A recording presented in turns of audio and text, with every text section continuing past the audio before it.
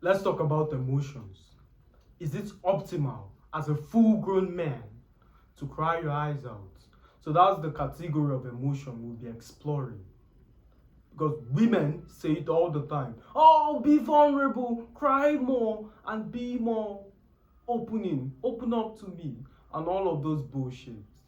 So in tonight's discourse, we are going to attempt to answer that question, and I'll be giving you the facts, the pros and cons, why you should do it, why you should not do it. I won't make that decision for you.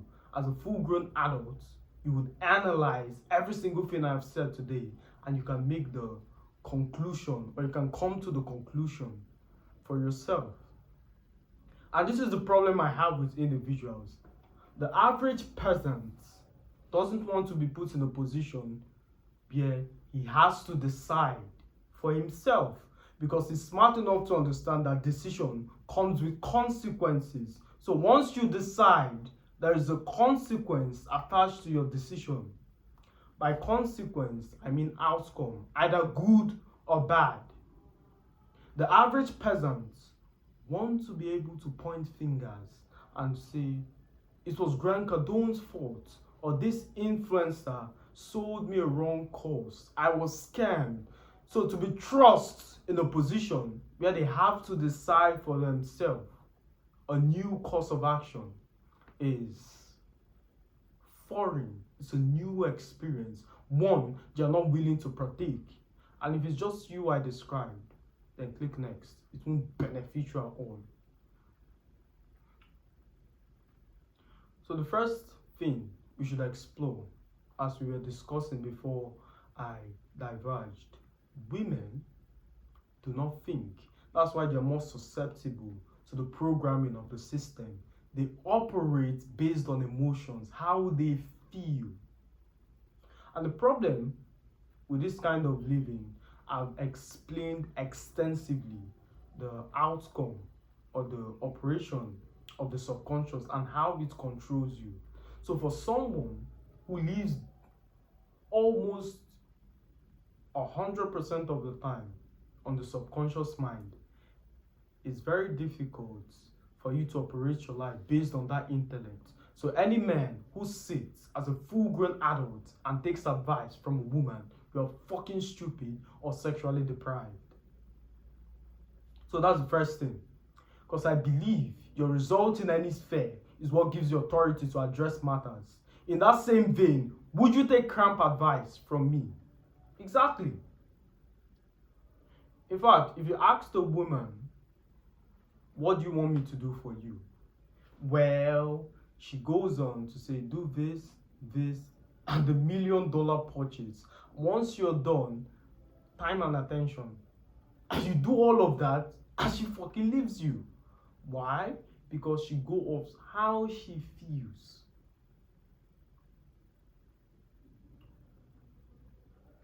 That same night, she gets upset over an Instagram post and goes, you've never done anything for me. I just did this, this, and this. And the list comes. Well, I didn't force you to do all that. That's exactly what you're going to get from that kind of experience. So like I said, your result in any sphere is what gives you authority to address matters.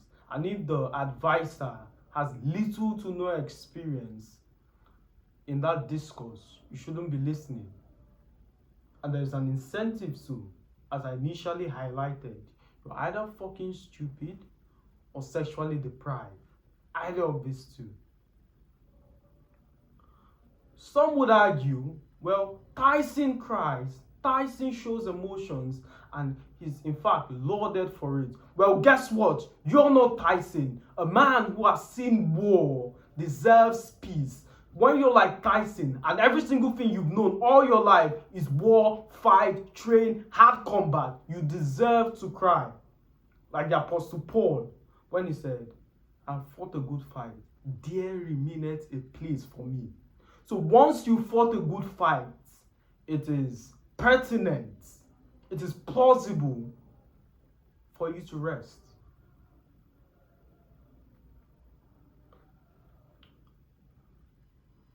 When Hagar in the desert, dejected because she couldn't find water for her and her newborn, she began crying. The Lord joined. If you look at that scripture, it said, and God heard the cry of the lad, then sent an angel to minister to her. Please understand, two people were crying and God only heard the voice of one. It's the same thing with you. You, as the average peasant who stays in your mom's basement, achieve little to no results, have no properties, have no investment, you're fucking broke. So nobody gives a shit when you cry. If Tyson cries and you cry, guess the one the world hears? Exactly. So to be able to get to the point to show vulnerability and be lauded or to be accepted for being vulnerable, you have to achieve things. You have to do difficult things. You have to undergo pressure. You have to undergo stress. You have to do something worthy of admiration. So this is the right way to become emotionally vulnerable. I'm telling you, there's this saying, if you can't be violent and you choose to be peace, and you chose peace, you're a peaceful person. But if you can't invoke violence and you chose peace, you're not peaceful, you're harmless.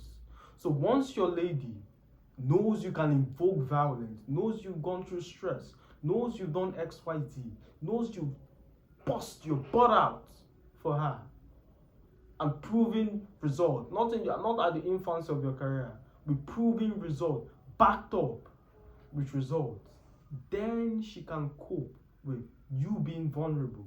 I'm telling you, like I said at the initial stages, women feel.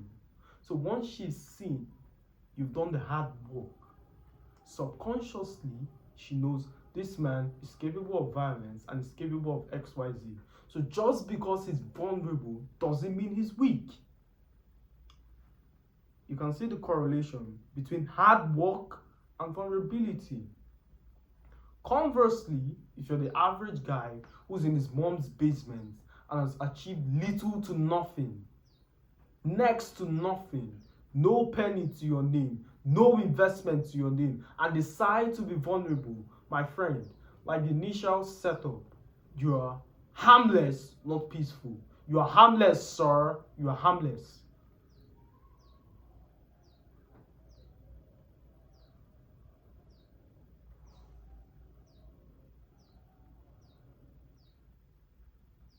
So now we've gotten our terms right. Now you understand my perspective of how to be vulnerable and how to strategically align yourself to attract the highest quality of partner. We can move on. So you make the decision for yourself and you'll be fine. As always, my friends, a pleasure speaking to you. I'll see you in the next one.